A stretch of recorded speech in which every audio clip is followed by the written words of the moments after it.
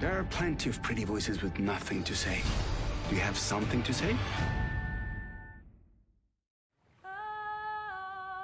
خوانندگی علاقه او بود و خانواده مسئولیت او.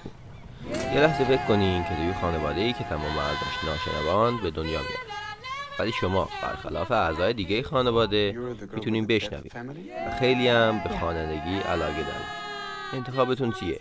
اینکه تا آخر کنار خانواده بمونین و بهشون کمک کنین یا برین دنبال چیزی که بهش علاقه دارین. خب بریم داستان فیلم رو براتون میگم. فیلم داستان یه خانواده ماهیگیر و البته ناشنوا رو روایت میکنه. خانواده‌ای که تنها راه ارتباطش با دنیای بیرون تنها دخترشون روبیه. روبی تنها عضو خانواده است که میتونه بشنوه و البته استعداد خوبی هم تو خوانندگی داره. روبی راه سختی رو جلوش میگیره. اون باید انتخاب بین این که تا آخر عمر خانواده‌اش کمک کنه و مسئولیت پذیری کنه یا اینکه بره دنبال علاقه‌اش یعنی خوانندگی و شانسش اونجا امتحان کنه و این اتفاق یه تزلزل بزرگ تو زندگی روبیه.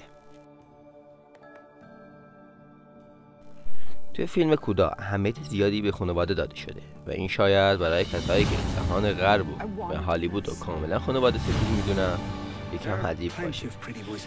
فیلم حال خوبگانیه و به نظرم ارزش وقت گذاشتن رو داره. احتمالاً افراد زیادی فیلم رو دیده باشن ولی اونایی هم که ندیدن حتما برن و فیلم رو ببینن.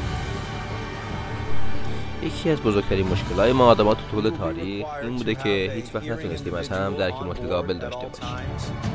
خدا آدم رو میبره به دنیای عجیب و غریب ناشنواها و یه جورایی ما هم با اونا همراه میشیم و اونا رو درک میکنیم، سختی هاشون رو میفهمیم و علائم اشاره‌ای که وجود داره ما هم سعی میکنیم باشون ارتباط برقرار کنیم.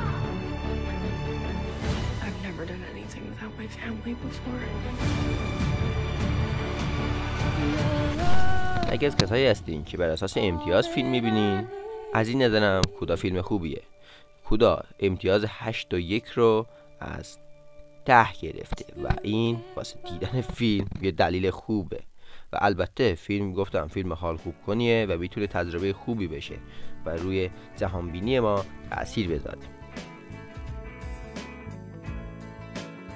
و در آخر این ویدیو قصد دارم بگم به نظر من یه جورایی فیلم کودا درباره اینه که باید نوجوانا رو رها کنیم که برن عضو بگیرن و زمین بخورن تا تجربه کسب کنن. بدون این نمیشه زندگی رو آموخت. البته این منظورم برداشت میشه که آدم باید خودش و خانواده‌اش رو دوست داشته باشه. امیدوارم از این ویدیو خوشتون اومده باشه و ترغیب بشین که بریم فیلم کودا رو ببینیم. و در آخر توی کامنت ها برامون بنویسین که شما دوست دارین ویدیوهای بعدیمون درباره چه فیلم یا حتی انیمه‌ای باشه. با تشکر، خداحافظ.